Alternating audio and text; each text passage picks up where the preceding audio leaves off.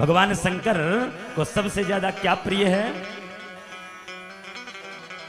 बोले सबसे ज्यादा यदि भगवान शंकर को कुछ प्रिय है तो शिव पुराण कथा सुनने वाले श्रोता प्रिय है। ऐसे श्रोताओं का जो दर्शन करता पर जो मन से सुनता है, ऐसे प्राण प्रियम विधि हरि मुखामरा।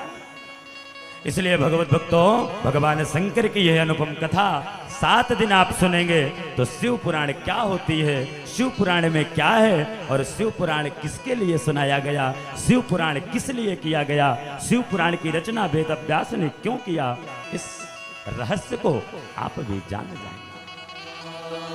और टीवी में सुनते रहेंगे तो ये रहस्य पता चलेगा नहीं, क्योंकि जिस समय रहस्य की कथा आएगी उस समय लाइट गोल हो जाएगी, जिस समय रहस्य की कथा आएगी उस समय पति देव आ जाएंगे ड्यूटी से तो उनको चाय बनाना पड़ेगा।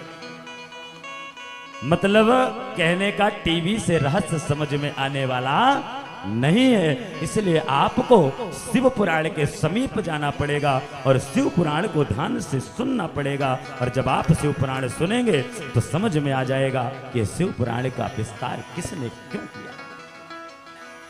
और इतना ही नहीं, सूत जी ने कहा कि यह साधारण शिव महापुराण नहीं, ये अच्छे अच्छे पापियों को मुक्त कर देती है। तो सौनक जी ने कहा महाराज ऐसे कौन से पापी हैं, उनका भी नाम बता दीजिए। कौन कौन से पापियों को तार देती है, कौन कौन से पापियों को मुक्त कर देती है। बोले महाराज ये मानव पाप कृतो दुराचार रता खला। ध्यान देना, ये मानव पाप कृतो दुराचार रता कला कामादि निरता नित्यम ते शुद्ध मनेन जा।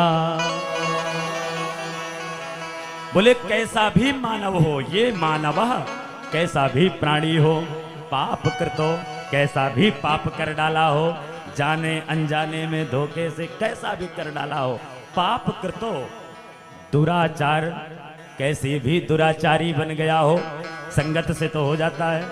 एक बात कहें, जीवन में संगत का बहुत बड़ा असर होता है महाराज। इसलिए बार बार कथाओं में ये बात हम भी बोलते हैं और सभी वक्ता बोलते हैं कि संगत अच्छी होनी चाहिए।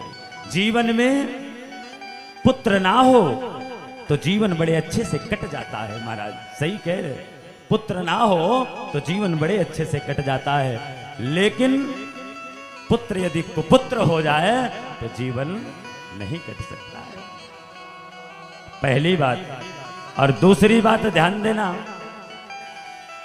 मित्र जीवन में ना हो तो जीवन चल सकता है तिवारी जी, लेकिन कुमित्र का होना जीवन में ठीक नहीं है। दिन भर तुम्हारे साथ यारी दोस्ती करे, असाब के बढ़िया डिस्पोजल के साथ व्यवस्था कराने की तैयारी में हूं ना महाराज।